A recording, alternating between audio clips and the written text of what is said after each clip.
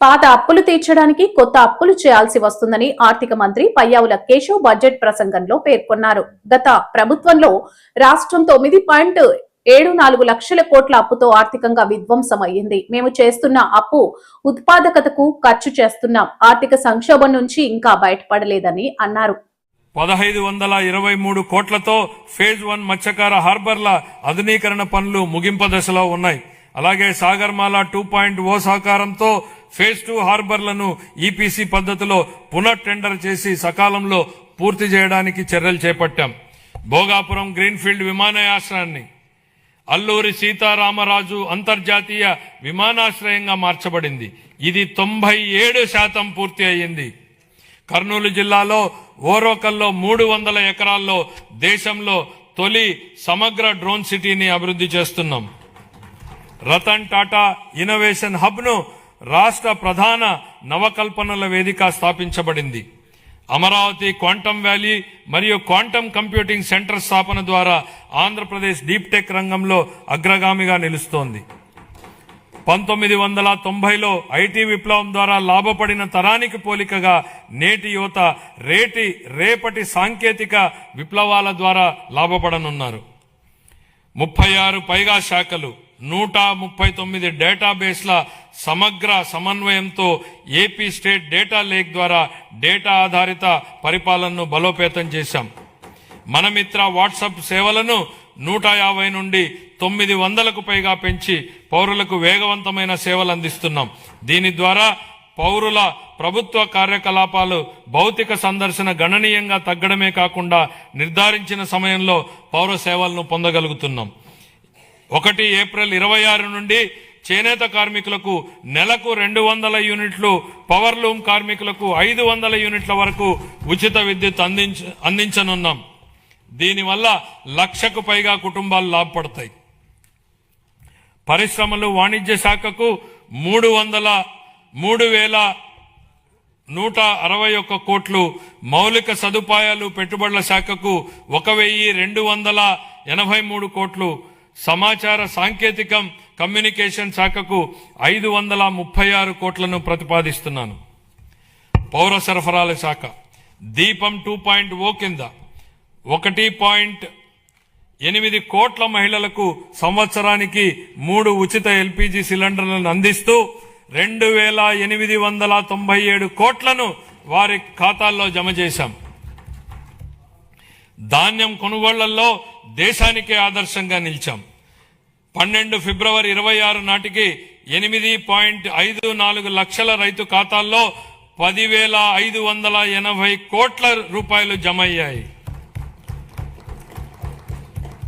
ఒకే రోజులో అంటే 24 గంటల్లోనే రికార్డు స్థాయిలో 99,740 కోట్ల నగదు వారి ఖాతాల్లోకి జమ చేయడం జరిగింది. అందులో 55% మొత్తాన్ని 8 గంటల్లో చెల్లించడం మా వేగం పారదర్శానికి నిదర్శనం. 26-27 ఆర్థిక సంవత్సరానికి పౌర సరఫరాల శాఖకు 3,821 కోట్ల రూపాయలను కేటాయింపును ప్రతిపాదిస్తున్నాను. సామాజిక సంక్షేమం, గిరిజన, బీసీ, మైనారిటీల సంక్షేమం. అభివృద్ధి అంటే కేవలం భవనాలు కాదు, గౌరవప్రదమైన జీవనమే అసలైన అభివృద్ధి. గౌరవ ముఖ్యమంత్రి గారి హృదయానికి అత్యంత సన్నిహితమైన అంశం సంక్షేమం. సంక్షేమం అనేది కేవలం దాతృత్వం కాదని, అది సమానత్వం, గౌరవం మరియు సామాజిక న్యాయం పట్ల ప్రభుత్వానికి ఉన్న అంకిత భావం అని ఆయన బలంగా నమ్ముతారు. సంక్షేమ కార్యక్రమాలను స్వర్ణాంధ్ర 20-47 లక్ష్యాలతో అనుసంధానిస్తూ విద్య, ఆదాయ భద్రత మరియు ఆత్మగౌరవమే కేంద్ర బిందువుగా ఆయన పాలన సాగిస్తున్నారు. ఎన్టీఆర్ భరోసా పెన్షన్ల పంపిణీ.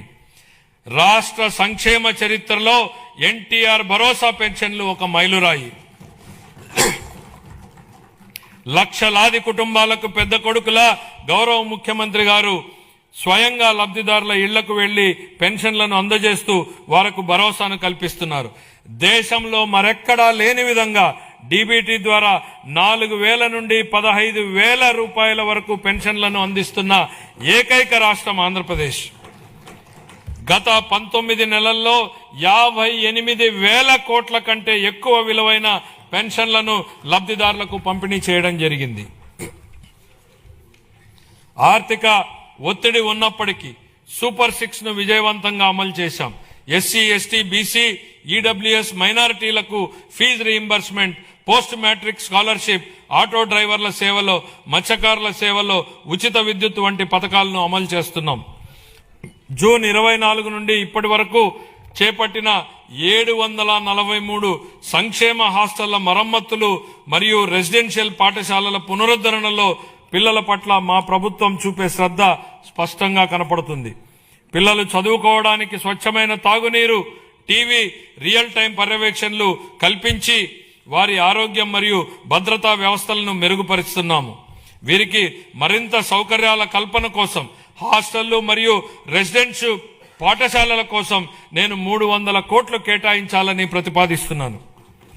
25-26 మధ్యకాలంలో వివిధ పథకాల ద్వారా మైనారిటీ సంక్షేమం కోసం మేము 3,766 కోట్ల రూపాయలను ఖర్చు చేశాం.